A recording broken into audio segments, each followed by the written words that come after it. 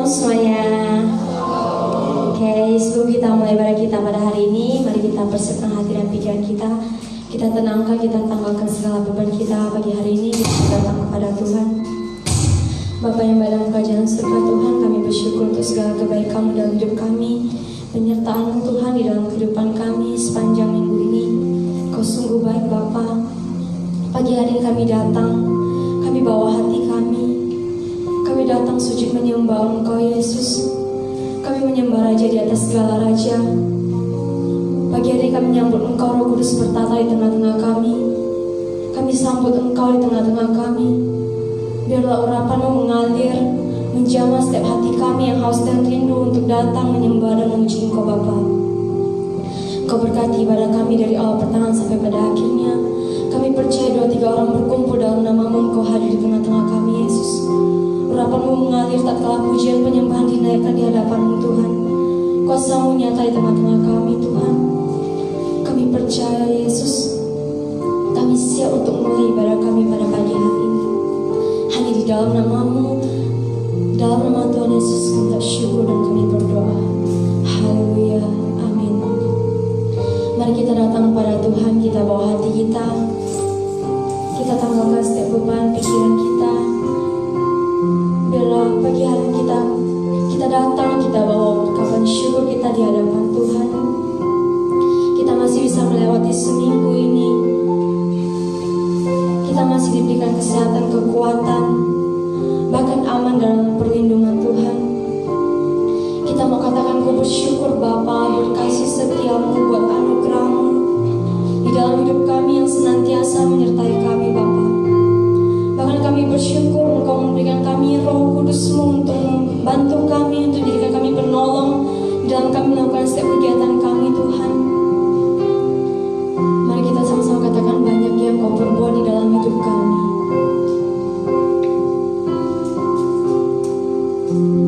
Banyak yang Kau perbuat di dalam hidupku.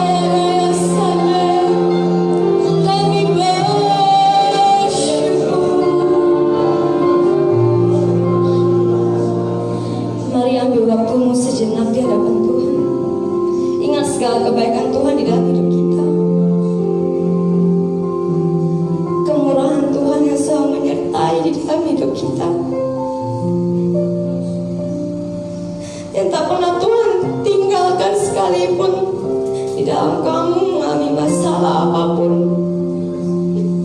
ingat segala kebaikan Tuhan. Bahkan sedetik pun Tuhan tak pernah melepaskan tangannya di dalam kita. Mari ingat segala kebaikan Tuhan di dalam hidup kita. Mungkin terkadang kita lupa untuk katakan ku bersyukur Tuhan. Hal dan ucapan yang sesimpel itu yang mungkin sering kita lupakan. Tapi pada pagi hari ini ucapan itu sangat berharga bagi Tuhan. Katakan ku bersyukur Tuhan. Ku bersyukur Bapa. Ku bersyukur Tuhan buat kasih setiamu di dalam hidupku. Ku bersyukur sungguh baik. Ku bersyukur Bapa. Ku bersyukur Tuhan buat kasih setiamu di dalam hidupku. Ku bersyukur. Katakan ku bersyukur. Bersyukur Bapa. Yes Tuhan. Kami bersyukur buat kasih setiamu di dalam hidupku. Ku bersyukur. Katakan ku bersyukur Bapa. Bapa, kami bersyukur Tuhan buat kasih setiamu di dalam hidupku.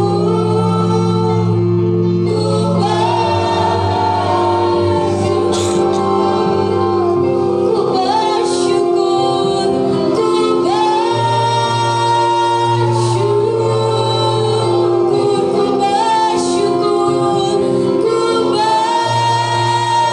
bersyukur, ku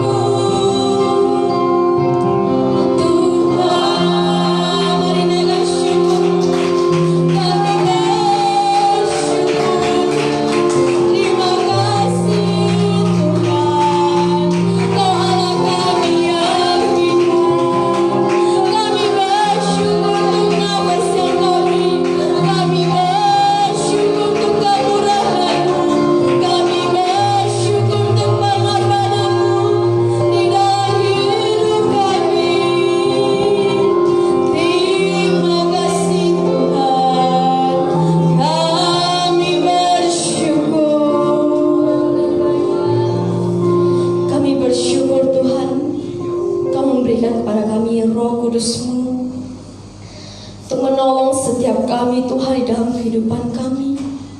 Kami percaya Tuhan Roh Kudus-Mu nyata di tengah-tengah kami. Kami buka hati kami ya Roh Kudus, kami menyambut Engkau pagi hari ini. Mari buka hati kita.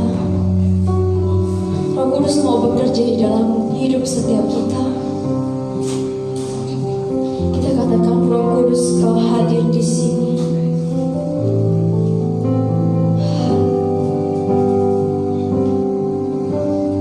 Roh Kudus hadir di sini. Roh Kudus, ku mengasihimu. Katakan kau lembut, kau manis.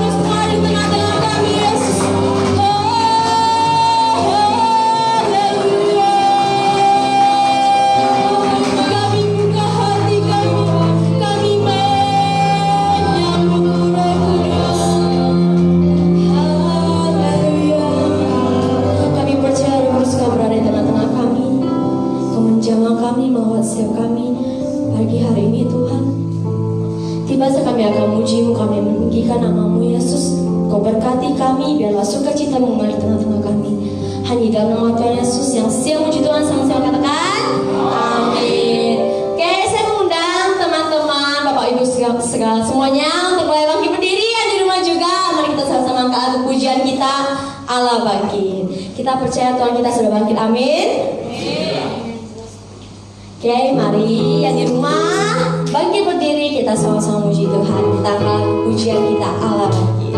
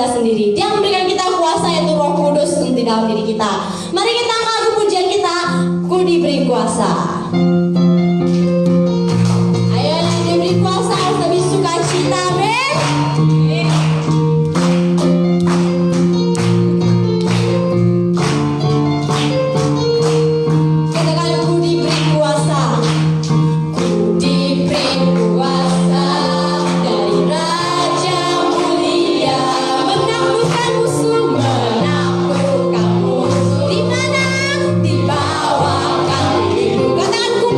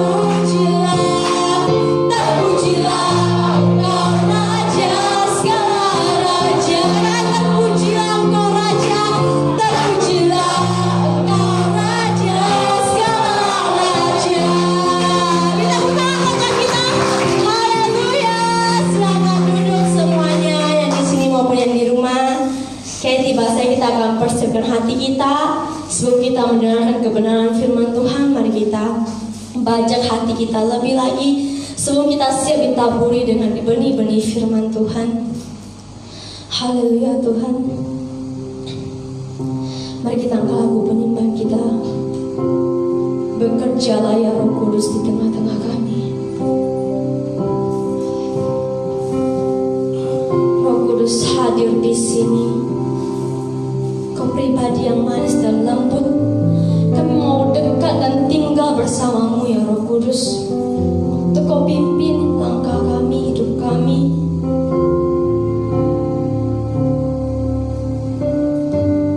Katakan Roh Kudus. Roh Kudus hadir di sini. Pribadi yang menawan dan suci. Katakan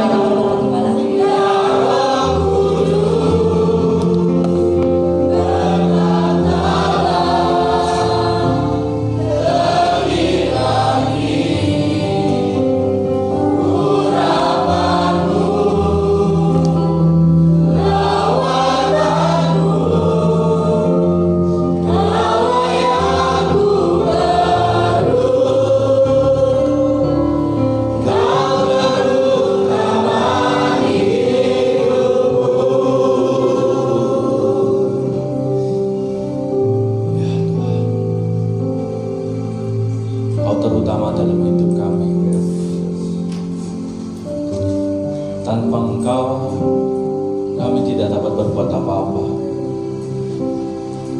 Keselamatan kami tidak dapat kami kerjakan sampai kepada akhir dengan baik.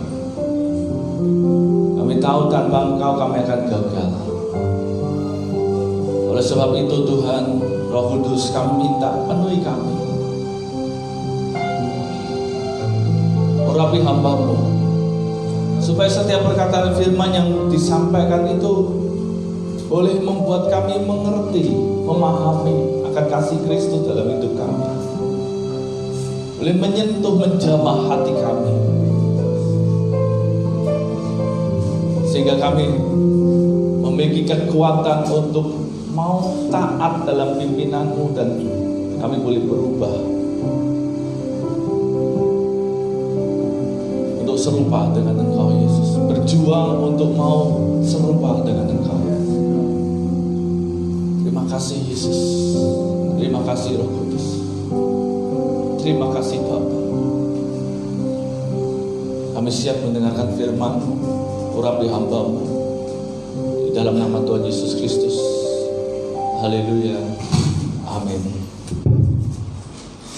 Shalom, rahmat Tuhan dimanapun Anda berada. Juga untuk yang di rumah, shalom. Ya, kita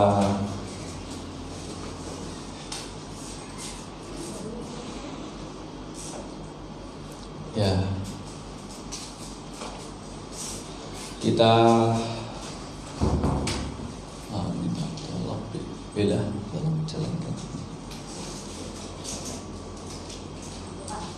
Ini kita akan belajar tentang melangkah dalam ketaatan. Ya, melangkah dalam ketaatan. Betapa pentingnya ketaatan itu di hadapan Tuhan. Nilai ketaatan itu lebih berharga dari korban apapun. Ya. Jadi kita mesti ngerti bahwa ketaatan itu bagi Tuhan itu sangat berharga. Jadi mau korban apapun, kalau Anda dan saya tidak taat akan setiap perkataan atau firman-Nya atau perintahnya, bagi Tuhan tidak ada artinya. Dan kita ngambil contoh itu Tuhan kita Yesus Kristus. Ketika Dia menjadi manusia, Dia mengambil rupa sebagai seorang hamba. Dia melepaskan segala kemuliaannya. Ya. Dan di dalam Filipi 2 ayat 8 dikatakan, dan dalam keadaan sebagai manusia, Ia telah merendahkan dirinya dan taat sampai mati, bahkan sampai mati di kayu salib. Anda perhatikan, dalam keadaan sebagai manusia. Jadi Yesus ketika Dia di dunia, Dia menjadi manusia, Dia 100% manusia. Dia punya kehendak bebas. Tapi Dia rendahkan dirinya dan taat sampai mati, bahkan sampai mati di kayu salib. Bahkan di ayat selanjutnya, maka dari itu Allah meninggikan Dia dan mengaruniakannya nama di atas segala nama. Lutut bertekuk lutut di hadapannya. Jadi betapa pentingnya ketaatan itu di hadapan Tuhan. Suatu ketika ada seorang bernama Saul. Hari itu dia disuruh untuk memerangi bangsa Amalek.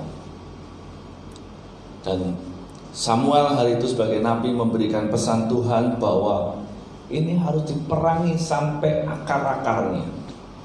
Jangan diberi ampun. Hari itu Saul itu berkata, oke, saya berangkat. Ketika terjadi, ternyata Saul itu tidak mengindahkan secara penuh akan perkataan Tuhan.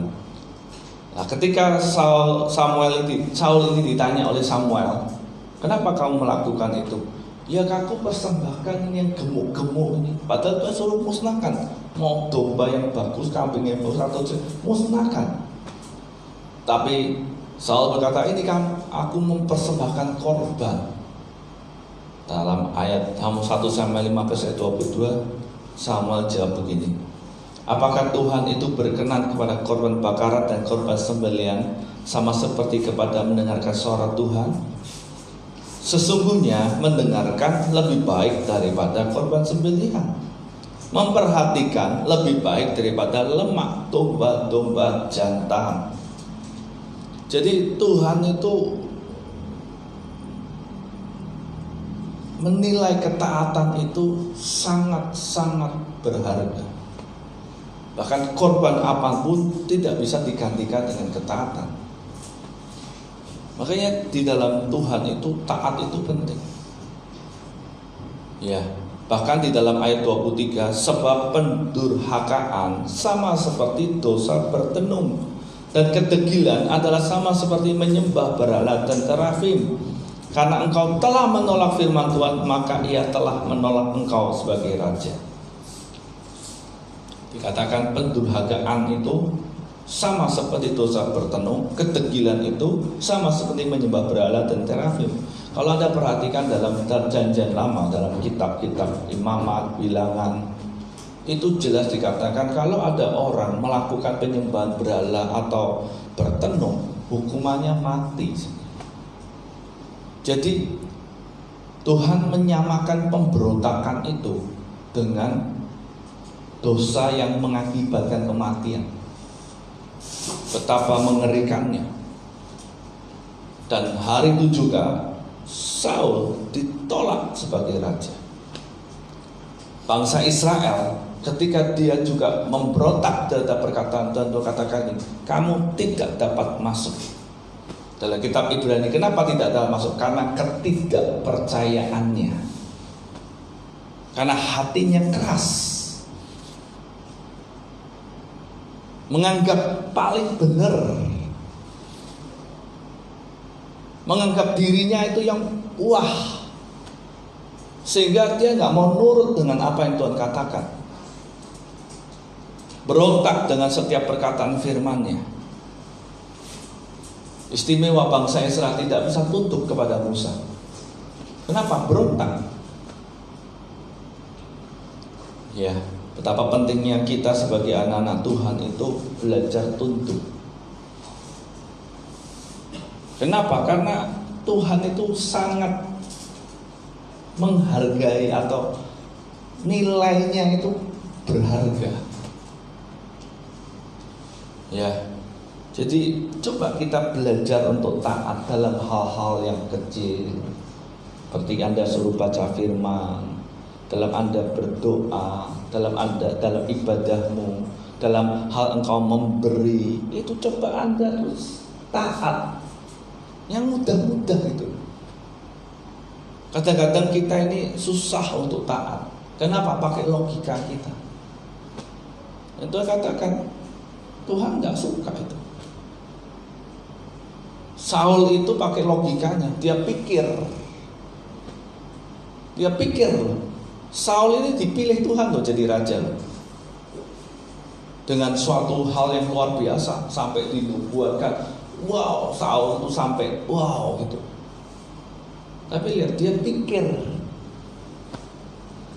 Hati-hati ya, ini logika manusia itu nggak bisa dipakai untuk supaya taat sama Tuhan. Anda harus taruh logikamu, pakai firman Tuhan. Nah, tujuan firman Tuhan hari ini adalah supaya dapat mengakhiri perjalanan iman dengan baik. Supaya dapat mengakhiri perjalanan iman dengan baik. Jadi lewat firman ini sebagai satu nasihat atau peringatan buat kita, supaya Anda dan saya bisa mengakhiri pertandingan imanmu ini dengan baik. Finish well. Jangan sampai keselamatan yang Tuhan berikan dalam hidupmu ini sia-sia. Sayang, Anda sudah berjuang mati-matian, berjuang keras, tapi pada akhirnya sia-sia. Kenapa? Karena nggak taat. Ya, ketaatan itu sangat penting. Kalau Anda nggak taat, percuma Anda ikut Yesus. Kenapa? Coba Anda perhatikan Matius 7 ayat 21 saya tulis, ingat, bukan setiap orang yang berseru kepadaku, Tuhan, Tuhan, akan masuk ke dalam kerajaan sorga, melainkan dia yang melakukan kehendak Bapakku yang di sorga. Ingat ya, bukan orang yang berseru Tuhan, Tuhan, ngasih korban, itu yang masuk kerajaan surga, bukan. Tapi orang yang melakukan kehendak Bapakku yang di sorga.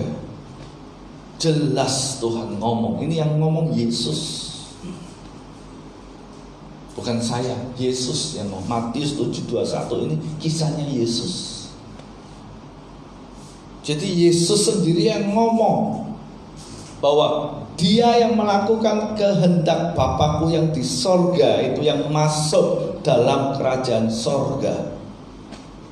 Kenapa Yesus bilang begitu? Karena banyak orang memakai nama Tuhan tapi tidak melakukan kehendak Bapa di sorga. Orang Farisi, ahli Taurat itu puasa seminggu 3 kali, berdoa, ibadahnya sangat luar biasa. Tapi Tuhan ngomong gini, kamu gak melakukan kehendak Bapa. Ya, lah bagaimana supaya kita bisa melangkah di dalam ketaatan? Yang pertama, percaya Yesus seperti yang dikatakan dalam kitab suci. Anda perhatikan dalam Yohanes 7 ayat 38. Barang siapa percaya kepadaku seperti dikatakan oleh kitab suci, dari dalam hatinya akan mengalir aliran-aliran air hidup. Yang dimaksudkannya ialah roh yang akan diterima oleh mereka yang percaya kepadanya. Sebab roh itu belum datang karena Yesus belum dimuliakan. Anda perhatikan, kata percaya kepada Yesus itu patokannya seperti yang dikatakan oleh kitab suci. Jadi mesti percayamu itu tepat, tidak boleh kurang 0,01 derajat, tepat. Itu kalau orang dalam perjalanan ya, pelaut gitu, dia kalau punya kompas mau menuju tujuan, dia harus tepat. Kalau dia nyimpang sedikit, maka beda. Nah, percaya kita juga sama. Percayamu kepada Yesus ini mesti tepat, seperti yang dikatakan oleh Alkitab atau kitab suci atau firman Tuhan. Tepat, nggak boleh nyimpang. Makanya orang kalau dia percayanya itu agak nyimpang-nyimpang sedikit dari firman Tuhan, itu nggak percaya. Nggak percaya itu.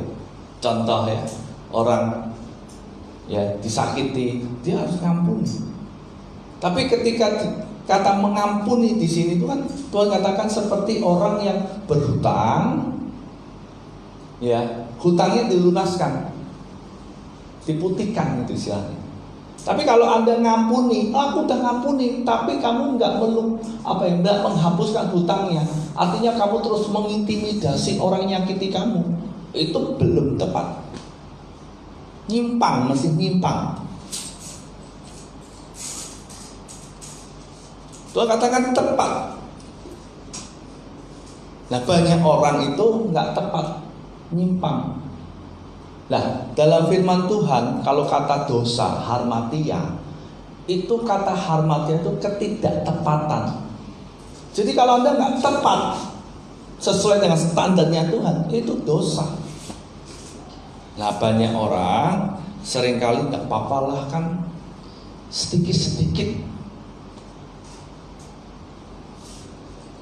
Sukanya kompromi. Tuhan tidak mau.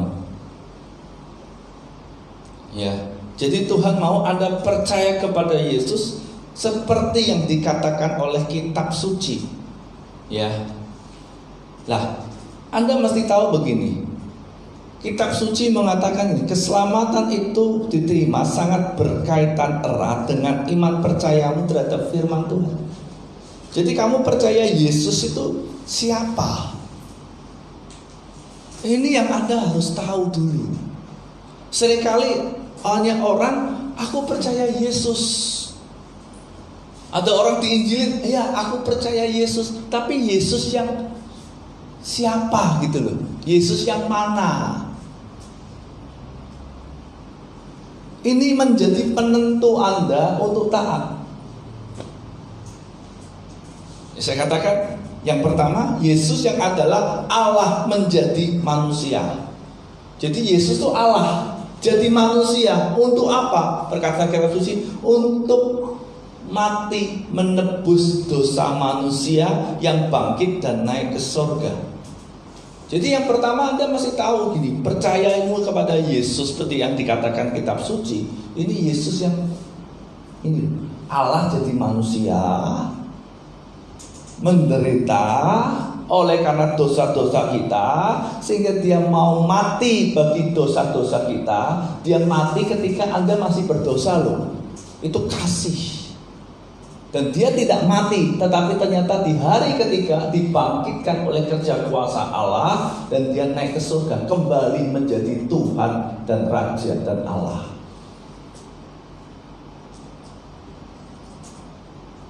Ya, jadi Anda mesti percaya dulu. Oh iya, hidupku sudah ditebus. Dosa-dosaku sudah ditebus. Nah, lewat itu Anda, oh iya, aku wah terharu. Aku mau terima anugerahnya. Nah, lewat itu, lewat iman percaya inilah yang menjadikan Yesus Kristus sebagai Tuhan dan Juru Selamat kita satu-satunya. Nah, dari itu kita rela membuang Tuhan-Tuhan yang lain yang gak benar. Kenapa? Karena Anda mengetahui apa yang dikatakan oleh Injil, kitab suci, bahwa Yesus sudah mati nebus dosaku. Yesus yang mati, dia bangkit dan dia naik ke surga, dia hidup. Dia sudah tebus dosaku. Dan sekarang aku mau percaya. Ketika Anda percaya, percayamu ini karena berdasarkan tadi ini loh. Percaya karena Yesus yang nebus dosa saya. Yesus yang nebus dosa saya dengan mati di atas kayu salib. Dia bangkit pada hari ketiga, dia naik ke surga. Aku percaya. Nah, disitulah percayamu ini yang menjadikan Anda, yang menjadikan Yesus itu sebagai Tuhan dan Juru Selamat kita satu-satunya. Kenapa harus menjadikan Tuhan? Kenapa nggak Juru Selamat saja? Karena gini, Tuhan artinya Anda mau menyerahkan hidupmu kepada Yesus yang sudah nebus kamu. Juru Selamat sebagai penyelamat dalam hidupmu, keselamatanmu. Tapi Tuhan bukan hanya sebagai keselamatanmu, tapi sebagai Tuhan dalam hidupmu yang mengatur hidupmu supaya Anda dan saya bisa dibawa nanti ke tempatnya Dia. Nah, ketika Anda percaya seperti yang tadi dikatakan oleh kitab suci, dikatakan di dalam dirinya mengalir aliran air hidup dalam hatinya. Jadi ketika Anda bisa percaya itu, maka Roh Kudus itu nanti mengalir dalam dirimu, mengalir di dalam hatimu, sehingga terjadi apa? Anda punya damai. Makanya orang kalau sudah percaya Yesus sungguh-sungguh, dia terima Yesus sebagai Tuhan dan Juru Selamat, diinjilin, oh iya ya, aku mau terima. Nah, saat itu juga Roh Kudus itu mengalir dalam hatinya. Makanya ada orang-orang ketika didoakan, dia mau terima Yesus, dia langsung merasakan, waduh, kok hatiku damai ya, hatiku kok tenang ya. Nah, ini karena dosanya yang diampuni melalui dia terima anugerah keselamatan itu, yaitu Yesus. Jadi ini Anda mesti ngerti dulu Orang mau melangkah di dalam ketaatan kalau tidak ngerti karya Tuhan, tidak bisa. Seperti contoh seorang anak, ya, dia berjuang mati-matian untuk sekolah, tuh jadi yang terbaik. Kenapa? Ada cerita, ada orang tukang becak jadi dokter. Dia ngomong begini, saya lihat bapak saya berkorban buat saya, hati saya tuh terharu. Sejak hari itu saya bertekad. Nah, sekarang Anda bisa nggak lihat Yesus yang sudah mati nebus dosamu? Kasih Allah, melihat hidupmu dulu, aku ini jahat, dosaku tuh banyak, aku ini nggak layak. Tapi karena Yesus aku dilayakkan. Ketika Roh Kudus ngalir dalam kamu, damai, kamu merasa sukacita melimpah, Anda berkata, ya Tuhan, aku mau serahkan hidupku kepadamu Yesus. Jadilah Tuhan dalam hidupku.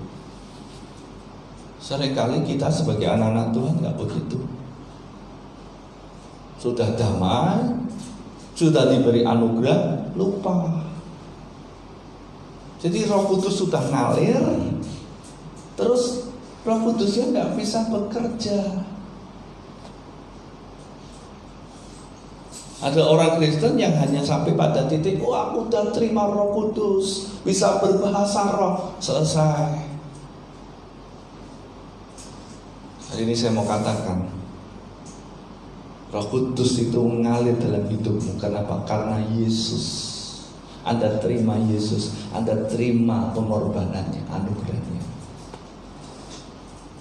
Ya, jadi pertama, Anda masih mengasihi. Yang kedua, ketika Anda percaya menjadikan Yesus sebagai Tuhan dan Juru Selamat, yang kedua, Tuhan minta kepada kita mengasihi Yesus. Bukan hanya percaya toh, tapi percayamu mesti plus dengan mengasihi Dia. Ya, dalam Yohanes 14 ayat 15, jikalau kamu mengasihi aku, kamu akan menuruti segala perintahku. Jelas. Jikalau kamu mengasihi aku, kamu akan menuruti segala perintahku. Pertanyaannya, mengapa kita harus mengasihi Yesus? Karena Allah melalui Yesus terlebih dahulu mengasihi manusia melalui pengorbanannya dengan mati di atas kayu salib. Kenapa Anda bisa mengasihi Yesus? Karena Yesus terlebih dahulu mengasihi Anda dan saya. Makanya kalau orang Kristen tidak pernah mengalami kasihnya Tuhan, Anda akan pernah bisa mengasihi. Makanya kenapa orang mau mengasihi? Karena dia gini, waktu dia percaya Yesus, Roh Kudus ngalir dalam hatinya, dia merasakan damai, sehingga dia merasakan kasihnya Tuhan. Baru dia Tuhan, aku mau serahkan hidupku, aku mengasihi Engkau. Makanya orang kalau sudah dipenuhi Roh Kudus, dia sudah merasakan kasihnya Tuhan, dia Tuhan ini hidupku Tuhan. Dia bisa nangis. Kenapa? Ketidaklayakan. Aku tidak layak. Kenapa Engkau layakkan? Tapi sayang banyak orang hanya sampai titik dia nangis. Tapi dalam hidupnya dia nggak mau mengasihi. Ya lupa. Saya suka lagu yang kata, ingat kasihnya, ingat kebaikannya dan anugerahnya, selamatkanku. Apakah Anda sampai hari ini masih ingat akan anugerah yang menyelamatkan hidup? Apakah Anda sampai hari ini mengasihi Yesus yang terlebih dahulu mengasihi kamu?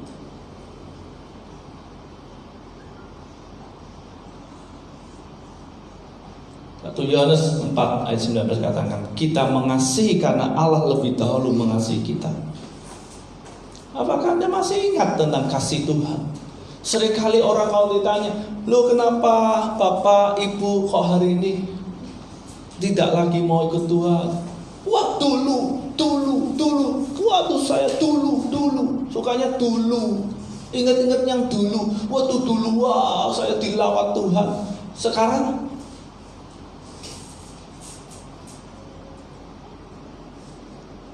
apakah kasihmu itu sampai sekarang?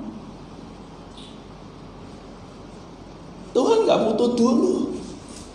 Orang menikah gak butuh dulu, kamu kok begitu cinta. Ya aku dulu cinta kamu. Nah sekarang, hari ini saya mau katakan, ingat loh kembali kasihnya Tuhan dalam hidup. Ingat loh kasih mula-mulamu ketika kamu percaya Yesus. Paulus katakan kamu begitu luar biasa kepada jemaat di Galatia, sampai hampir kamu memberikan matamu untuk aku. Paulus katakan, tapi kenapa kamu melupakan itu? Hari ini, apakah Anda mengasihi Yesus? Apakah Anda masih ingat kepada kasih Yesus dalam hidupmu? Ketika dia nebus dosamu, ketika kamu mengalami sukacita, ketika kamu mengalami damai sejahtera. Kadang-kadang kita ketika menghadapi masalah, kita masih aja nuntut Tuhan. Kenapa Tuhan tidak sayang sama aku? Pada tuh suami, kamu bersyukur, aku sudah selamatin kamu, itu cukup. Apa yang kita masih mau tuntut dari Tuhan? Dan kasih kita ini dibuktikan kepada Yesus. Kasih kita kepada Yesus dibuktikan ketika kita nurut. Nurut apa? Perintahnya, firmannya. Seringkali banyak orang gak mau nurut. Ngomong cinta, kasih, tapi gak mau nurut. Dalam hal-hal kecil saja kadang-kadang gak mau nurut. Berdebat, pakai alasan, pakai logikamu.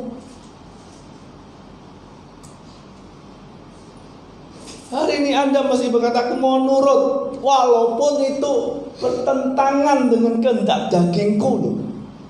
Aku mau kehendak Tuhan yang jadi. Wow, betapa susahnya kita ikut Tuhan kalau Roh Kudus gak tolong kita. Nah, kalau Anda mau nurut, Anda mau mengasihi Yesus, baru di sini Roh Kudus menyertai.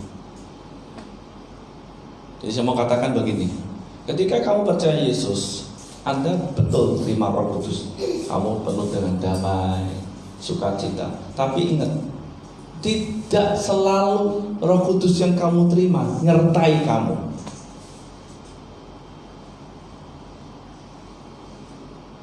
Saya ulangi ya. Ketika kamu percaya Yesus seperti yang dikatakan kitab suci, Roh Kudus ada dalam hatimu. Kamu buktinya apa? Damai, sukacita. Tapi Roh Kudus itu tidak selalu menyertaimu. Walaupun kamu mungkin sudah terima damai, kamu punya mungkin bisa berbahasa karunia, tapi belum tentu Roh Kudus menyertai. Kenapa? Karena kunci tadi dalam Yohanes 14 ayat 15, jikalau kamu mengasihi aku, kamu akan menuruti segala perintahku. Baru ayat 16 dikatakan, aku akan minta kepada Bapa dan ia akan memberikan kepadamu seorang penolong yang lain supaya ia menyertai kamu selama-lamanya, yaitu Roh kebenaran. Mu ini ditujukan kepada siapa? Kepada orang yang mengasihi Yesus. Jadi kalau Anda baca Alkitab, coba Anda baca dulu awalnya. Jikalau kamu mengasihi, baru nanti mu-nya itu kepada siapa? Kepada orang yang mengasihi Yesus. Jadi Roh Kudus itu menyertai orang yang mengasihi Yesus. Kalau orang gak mengasihi Yesus, Roh Kudus gak mau. Kenapa? Karena Roh Kudus dengan Yesus gak mungkin bertentangan. selalu selaras. Yesus ya Roh Kudus ya Yesus. Bapa ya Yesus ya Bapa. Satu gitu. Bapa, Yesus, Roh Kudus satu. Jadi mereka ketritunggalan ini nggak mungkin bertentangan. Jadi Roh Kudus bisa menyertai terjadi ketika kita berkomitmen untuk mengasihi Yesus dengan menuruti firman-Nya atau perintah-Nya. Makanya kalau Anda coba perhatikan begini, dalam hidupmu, kalau kamu sudah mulai kehilangan damai, Anda perhatikan, itu tanda Roh Kudus itu sudah tidak menyertai hidup. Waktu Anda percaya Yesus, Anda terima Roh Kudus, pernyataan pertama apa? Damai, sukacita.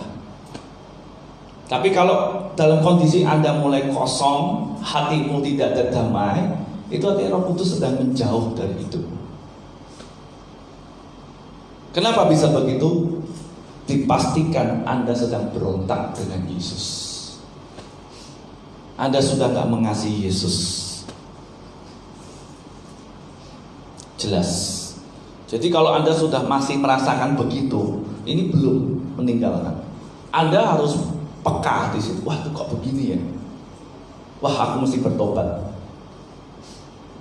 Contohnya siapa? Daud. Ketika dia melakukan dosa, di mana dosa itu berat. Dalam Mazmur 51 dia ngomong gini, jangan ambil rohmu daripadaku. Kenapa? Ketika dia ditegur oleh Nabi Nathan, dia langsung bertobat. Peka. Padahal dia raja. Nah, Anda bagaimana dan saya? Apakah peka? Jadi kalau hatimu sudah mulai tidak beres, hatimu sudah mulai kosong, tidak ada damai, kau mulai pikirannya ini tidak benar, hati-hati. Itu tandanya Anda sedang berontak. Nah, di situ Roh Kudus sedang menjauh dari hidup. Kalau Anda terus diingatkan di situ tidak mau nurut, maka Roh Kudus itu akan ninggalin Anda dan saya. Karena Roh Kudus ini pribadi. Dan kalau orang hidup imannya tanpa Roh Kudus, gagal. Nah, akan selamat, pasti. Maka dari itu, Anda dan saya ini mesti belajar peka. Kenapa Anda disuruh baca Alkitab? Ya, renungin firman. Karena kalau Anda nggak peka di situ, nggak bisa. Berat. Jadi Anda mesti peka. Kalau Anda nggak peka, waduh, sudah. Kayaknya orang kalau nggak mau baca firman, nggak mau berdoa, meninggalkan yang namanya kehidupannya, kerohaniannya, maka orang itu nggak akan peka. Ketika terjadi sesuatu yang dalam hidupnya teguran-teguran itu nggak akan bisa ngerti. Makanya kunci orang itu mesti harus mau mengasihi Yesus. Nah, orang yang mau mengasihi dia akan terus mengerjakan itu, nurut terus. Ya, lah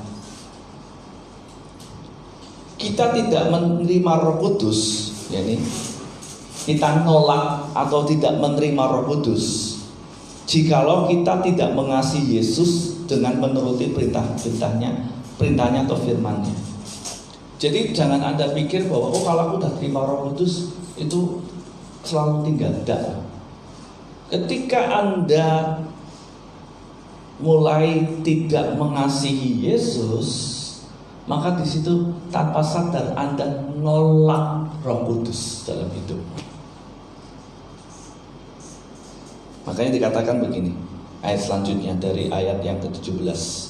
Dunia tidak dapat menerima dia, sebab dunia tidak melihat dia dan tidak mengenal dia. Dia ini siapa? Roh kebenaran.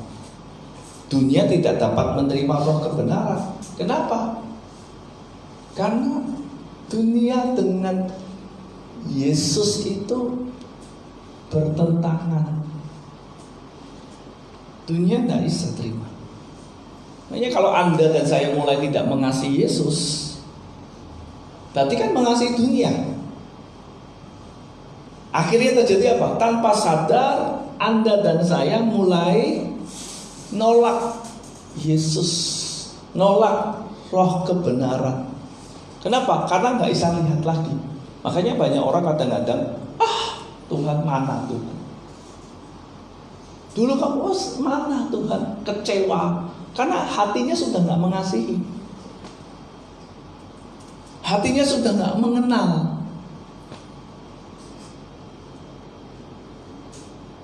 Jadi jikalau kita mengasihi dunia, maka kasih akan Bapa itu tidak ada di dalam orang itu, dan itu otomatis akan berontak terhadap perintahnya atau firman-Nya. Saya kadang-kadang berpikir, kenapa ya ada orang-orang yang awalnya bagus, tapi kok dalam hitungan, bukan hitungan lama ya, hitungan cepat itu, awalnya bagus, setahun, 2 tahun, 3 tahun, menanjak bagus. Tapi dalam hitungan yang cepat itu mendadak dia bisa murtad. Saya coba perhatikan dalam perjalanan hidupnya, itu mesti dia sudah mulai hatinya terlena dengan dunia. Makanya apa? Tanpa sadar itu berontak. Dan itu nyata. Saya dalam perjalanan iman saya banyak ngalami itu. Saya pribadi, saya ngalami. Ketika hati saya sudah mulai jauh dari Tuhan, itu terasa banget. Dan tiba-tiba jadi orang yang berubah, bukan jadi baik, tambah buruk. Saya ngalami itu. Nanti bisa kembali ke karakter lamanya, mendadak bisa, emosinya tak terkontrol. Kenapa? Hatinya nggak benar. Tiba-tiba lihat Alkitab saja kadang-kadang, kok rasanya muak. Kenapa? Hatinya sudah tidak mengasihi. Kalau ketika saya tahu itu, Tuhan, ampuni saya Tuhan. Kayaknya orang tuh kalau udah mengasihi dunia, nggak akan punya kasih akan Bapa. Kasih akan Yesus tuh nggak akan ada.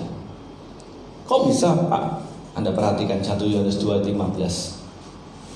Janganlah kamu mengasihi dunia dan apa yang ada di dalamnya. Jikalau orang mengasihi dunia, maka kasih akan Bapa tidak ada di dalam orang itu. Tidak ada. Nah, kalau kasih akan Yesus tidak ada di dalam orang itu, maka Roh Kudus secara otomatis bukan Tuhan yang nolak, Anda dan saya yang nolak itu. Kalau kasih akan Bapa itu nggak ada, kasih akan Yesus itu nggak ada, maka secara otomatis orang tersebut akan nolak Roh Kudus, itu pasti. Maka dikatakan dunia tidak dapat menerima dia. Kenapa? Bukan Tuhan yang nolak, dunia nolak. Kenapa dunia nolak? Karena benci sama Yesus. Makanya orang kalau sudah tidak mengasihi Yesus, coba Anda perhatikan, mesti benci. Benci apa itu orang Kristen? Apalagi orang udah percaya terus dia kecewa, udah gak mengasihi Yesus lagi, mengasihi dunia. Orang gereja apa itu? Ya karena dia gak bisa terima, memang gak bisa terima. Kita hanya bisa berdoa, mintakan anugerah supaya Roh Kudus menginsafkan. Hati-hati ya, kita ini riskan. Lemah kita tanpa Roh Kudus ini lemah, mudah tersesat. Jadi tidak ada orang yang hebat. Ketika kita ikut Yesus tuh nggak ada orang yang hebat. Termasuk saya nggak hebat. Anda bisa itu karena Roh Kudus. Tanpa Roh Kudus mati kita.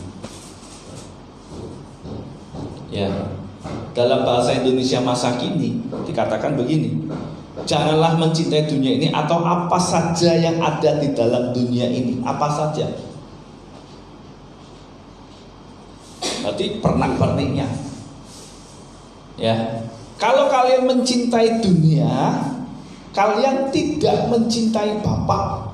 Wah, ini lebih bahasa Indonesia masa kini lebih, kata-katanya lebih tajam. Kalau kalian mencintai dunia, kalian tidak mencintai Bapa. Terus saya nyelidiki firman ini, saya ngomong sama istri saya, wah ikut Tuhan tuh susah. Kalau tanpa Roh Kudus tidak bisa. Kenapa? Anda diperhadapkan dengan ini, yang punya sorga sama dunia. Sedangkan kalau Anda hidup di sorga, Anda bisa mencintai sorga. Betul ya? Permasalahannya, Anda diperhadapkan dengan pilihan, tapi Anda masih hidup di dunia. Coba Anda bayangkan, Anda masih hidup di dunia, pakai barang-barang dunia, pakai, nih, ayah punya tab dunia punya. Ada motor dunia punya. Semuanya dunia punya. Kekayaan dunia punya. Tapi Anda gak boleh cinta itu. Sulit gak? Sulit sekali bagi saya. Boleh Anda menikmati barang itu, tapi Anda gak boleh cinta dengan itu. Keinginan dagingmu, sedangkan dunia begitu. Waduh, ini sulit. Nah, kalau Anda tidak ada Roh Kudus, nggak bisa. Yesus ketika dia menjadi manusia, dia penuh Roh Kudus, dan dia bisa melewati penderitaan itu. Ditambah lagi pikiran dunia yang kita harus kikis. Wah, itu berat juga. Gimana Anda mau melakukan itu tanpa Roh Kudus? Sulit. Pikiran-pikiranmu yang jahat, pikiran-pikiran yang licik, itu harus dikikis. Yang bertentangan dengan firman Tuhan, Anda gak boleh lagi mencintai pikiran yang begitu. Tapi banyak orang Kristen karena nggak mampu masih cinta dengan pikiran. Oh nggak apa-apa, itu kan cuma sedikit. Nanti minta ampun ya Tuhan ampuni. Nah ini kan kurang ajar. Banyak orang Kristen kan kurang ajar sama Tuhan. Wah dosa sedikit nggak apa-apa. Ini pikiran dunia. Pikiran dunia mengatakan begini, Allah kan kasih. Kamu berdosa ya Allah kan kasih pasti ngampuni. Tak apa-apa itu dalam dosa. Kamu kan katanya percaya Yesus masuk surga. Ya sudah. Makanya kan orang tertipu di situ. Akhirnya, wah dia mau ngasih dunia dengan berpikiran bahwa nanti saya bisa ke surga. Mungkin nggak? Karena ngomongnya percaya Yesus tapi hidupnya cinta dunia. Nggak mungkin. Nah, banyak orang begitu. Nah, semua banyak. Nah sekarang Anda harus belajar untuk lepaskan cintamu akan dunia. Belajar mencintai Yesus.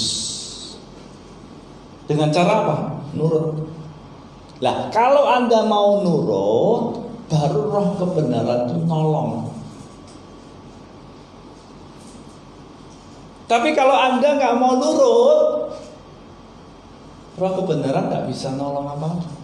Ingatkan, nggak boleh loh, Anda berontak. Nggak boleh, Anda berontak. Ya, akhirnya ditinggalin. Kenapa? Karena nggak mengasihi Yesus. Berontak terhadap firman-Nya.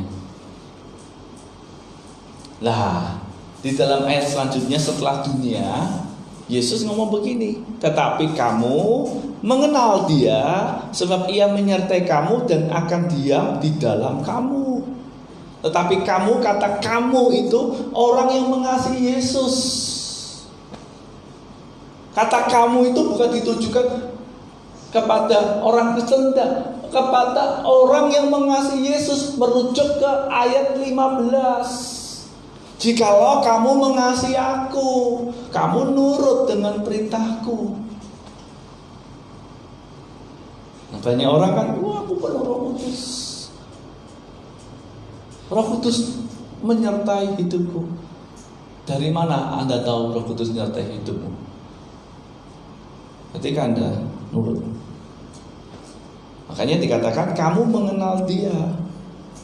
Nah, percaya dan mengasihi Yesus. Yesus ngomongin, akulah jalan dan kebenaran dan hidup. Yesus itu kebenaran. Nah, roh kebenaran dengan kebenaran sama enggak? Sama ini. Jadi Yesus sama dengan ya roh kebenaran itu sendiri. Dalam bentuk pribadi yang lain gitu. Tapi sama. Ya. Nah, dengan menuruti firman-Nya, perintahnya, membuat kita mengenal roh kebenaran. Jadi kalau Anda nurut, Anda akan tahu, kenal, ini roh kebenaran yang nolong aku. Makanya ketika Anda dalam proses dibimbing untuk masuk dalam proses, Anda mau nurut dengan firman Tuhan, Anda akan ngerti, ya ini perkataan Roh Kudus. Roh Kudus minta menolong saya, memberikan pengertian-pengertian ini loh. Tapi kalau orang nggak penuh Roh Kudus, ketika dia nggak mengasihi Yesus, ketika dalam proses Roh Kudus ngomong, dia nggak mau. Enggak. Kenapa nggak kenal? Dia kan berontak. Wah, masa begini Tuhan? Ya udah. Mazmur 71 itu, dia ngelihat orang fasik tambah gemuk, tambah seger, pengikutnya tambah banyak lagi. Dia ngomong, waduh aku lihat itu mau jatuh. Sampai aku masuk ke dalam tempat kudus Tuhan, baru dia, oh ini toh. Nah di situ Roh Kudus berbicara, ini loh.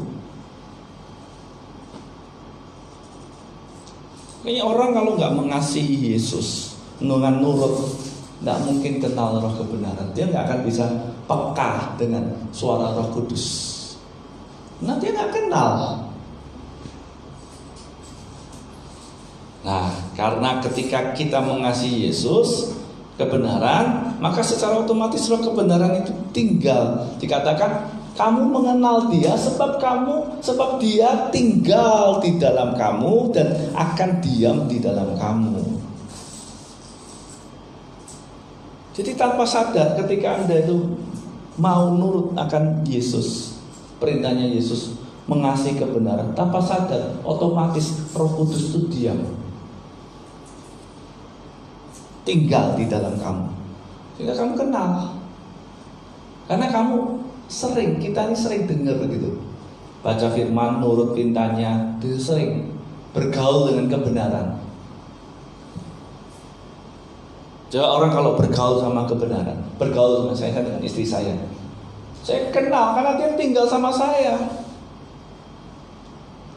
Jadi apa suaranya dia, bagaimanapun dia mau palsukan, saya tetap tahu ini istri saya. Tapi kalau saya tidak kenal, waduh, ya tidak tahu. Kenapa orang nggak bisa kenal? Karena nggak diam. Dia diam bersama, nggak bergaul. Ya, jadi mari kita belajar gini, mengasihi, nurut sama perintahnya Tuhan. Walaupun itu kadang-kadang di luar logikamu.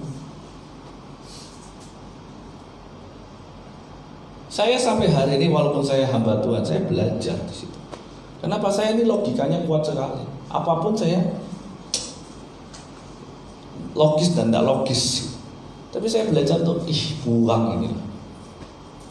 Oh ini yang celakakan kita ini. Ini kalau ikut Tuhan itu jangan pakai pikiran manusia, tidak nyampe. Karena pikiran manusia terbatas. Semua kita, anak muda kalau mau ikut Tuhan itu jangan pakai pikiran manusia. Pikiran manusia, pikiran dunia itu masa masih muda disia-siakan. Anda mau hidupnya itu wah seenaknya. Tapi kalau Anda mau pakai pikiran Tuhan, menderita.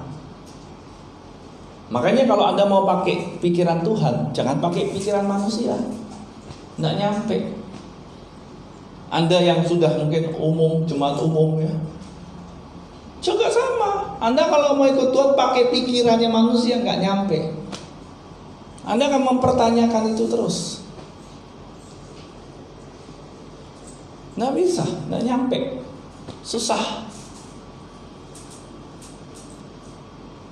Sangat susah. Dari itu, ayo kita belajar mengasihi Yesus terlebih dahulu dengan cara nurut.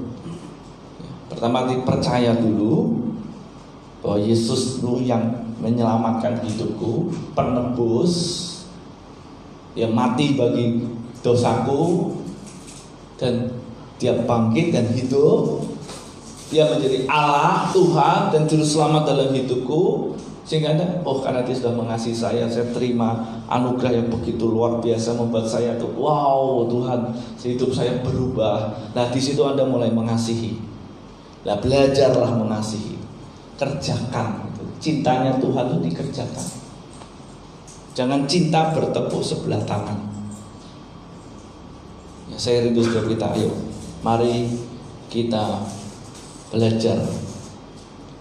Mari kita datang kepada Tuhan.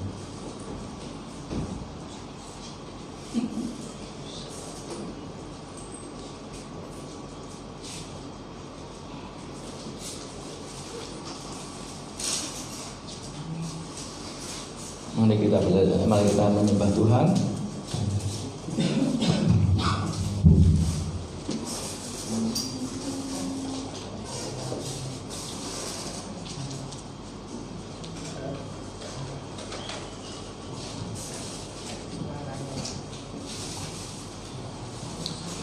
Kita akan nyanyikan lagu yang terakhir, Bekerjalah Roh Kudus.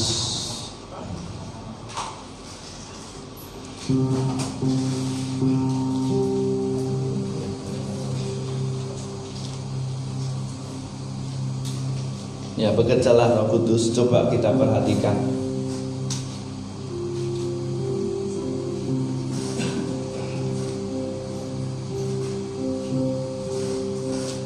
Kata-katanya mungkin Anda lihat simpel, tapi ini Anda mesti resapi gitu.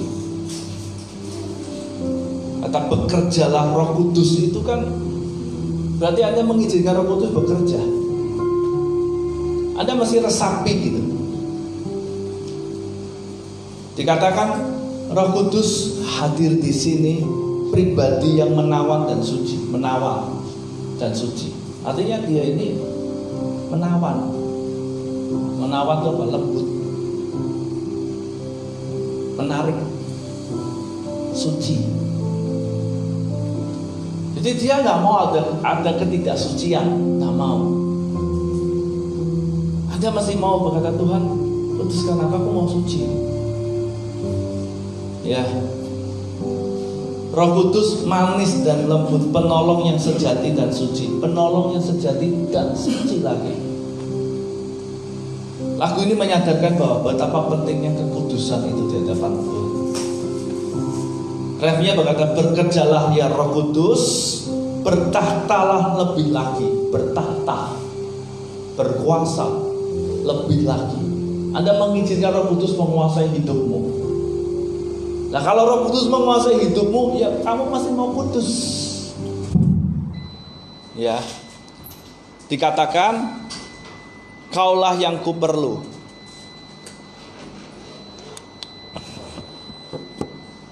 Ya, kaulah yang kuperlu. Jadi Tuhan tuh mau supaya setiap kita ini bukan hanya sekedar nyanyi, tapi ini jadi satu kehidupan yang nyata. Ya, mari kita datang kepada Tuhan. Kita akan nyanyikan lagu ini. Ya, kita akan nyanyikan lagu ini. Roh Kudus hadir di sini, pribadi yang menawan dan suci. ku rindu mendekat, mengerti hatimu, berjalan dalam kehendak-Mu. Roh Kudus manis dan lembut, penolong yang sejati dan suci. Ku rindu mendekat, mengerti hatimu, berjalan dalam kuasa-Mu. Bekerjalah ya Roh Kudus, bertatalah lebih lagi urapan-Mu, lawatan-Mu. Kaulah yang ku perlu,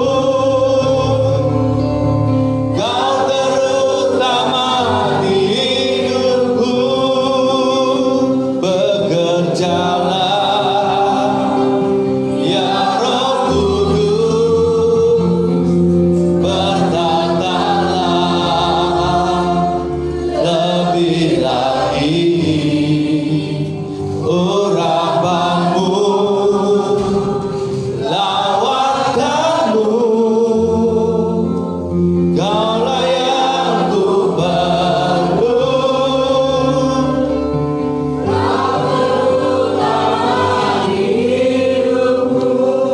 Mari engkau yang berkata, ya Roh Kudus, aku mau Kau bekerja dalam hidup. Ambil komitmen. Ambil komitmen. Katakan, Yesus, aku mau mengasihi Engkau. Aku mau nurut segala perintah-Mu, dimanapun Kau saat ini berada. Ketika Kau berkata, aku mau, Roh Kudus, Kau bekerja dalam hidup. Angkat kedua tanganmu, mulai katakan, aku mau mengasihi Yesus. Aku mau nurut setiap perkataan-Mu, Tuhan. Aku mau nurut setiap firman-Mu dalam hidupku. Aku mau meletakkan segala logika manusiaku. Aku mau memakai logikanya Tuhan. Bekerjalah ya Roh Kudus, bertatalah lebih lagi urapan-Mu, lawatan-Mu. Kaulah yang ku perlu, Kau terutama di hidupku. Saya akan nyanyikan lagu ini. Anda mulai berdoa kepada Tuhan, datang kepada Yesus. Mulai ambil komitmenmu di hadapan Yesus, supaya Roh Kudus bekerja dalam hidup. Ya Tuhan, bekerjalah ya Roh Kudus, bertatalah lebih lagi urapan-Mu, lawatan-Mu. Kaulah yang ku perlu, Kau terutama di hidupku. Roh Kudus hadir di sini, pribadi yang menawan dan suci. Ku rindu mendekat, mengerti hatimu, berjalan dalam kehendak-Mu. Roh Kudus manis dan lembut, penolong yang sejati dan suci.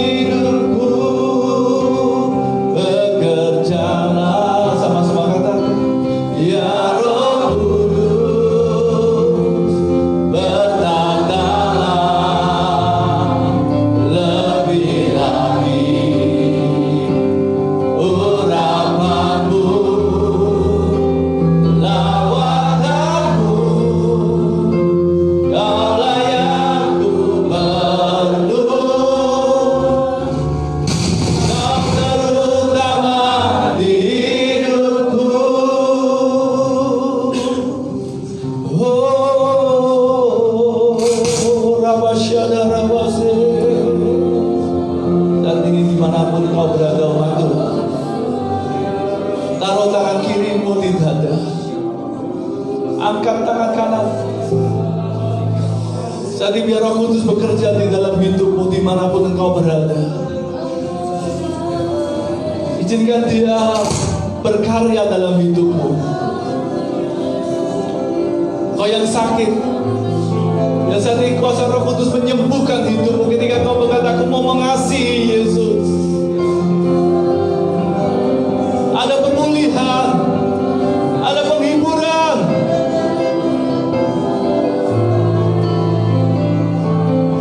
Ada kekuatan yang baru mengalir. Terima kasih.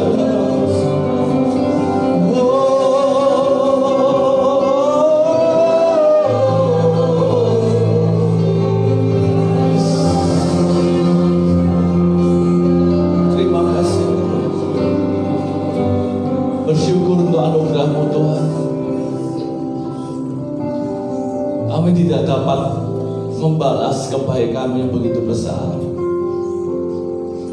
Yang kami dapat lakukan adalah kami berkata, kami mau mengasihi Engkau. Dan kami menuruti segala perintah-perintah. Kami mau mengasihi Roh-Mu yang kudus, yang menolong kami untuk kami menuruti setiap perintah-perintah-Mu. Ya Roh Kudus, tolong kami. Urapi kami. Terima kasih Tuhan, kami bersyukur. Dan saat ini kami berdoa Tuhan untuk bangsa dan negara kami Indonesia. Kami berdoa Tuhan, anugerah-Mu melimpah. Berkati bangsa kami Indonesia untuk mengatasi masalah-masalah yang ada saat ini. Masalah ekonomi, masalah corona, Tuhan tolong Kau nyatakan kuasa-Mu. Memberkati untuk kota kami Pontianak, untuk kabupaten kami Kubur Raya, Tuhan tolong Engkau Tuhan berkarya di tengah-tengah kota kami, di tengah-tengah Kubur Raya, memulihkan di dalam nama Yesus Kristus. Terima kasih Tuhan. Kau memberkati setiap umat-Mu dimanapun mereka berada Tuhan, di dalam nama Tuhan Yesus Kristus. Dan sebentar kami akan mengakhiri ibadah kami. Yalah berkat-berkat Tuhan mengalir dalam hidupmu. Berkat-berkat yang istimewa, berkat-berkat yang spesial mengalir dalam hidupmu, di dalam damai sejahtera dan sukacita kasih sayang terima dalam Bapa dan Putra yang tunggal Yesus Kristus dan di dalam pertuturan Roh Kudus. Tuhan memberkati engkau dan melindungi engkau, dan menyinari engkau dengan wajah-Nya dan memberi engkau kasih karunia, dan menghadap ke wajah-Nya atas engkau dan memberikan engkau damai sejahtera dari sekarang sampai Maranatha Tuhan Yesus yang kedua kalinya. Setiap kita percaya katakan amin. Tuhan Yesus memberkati.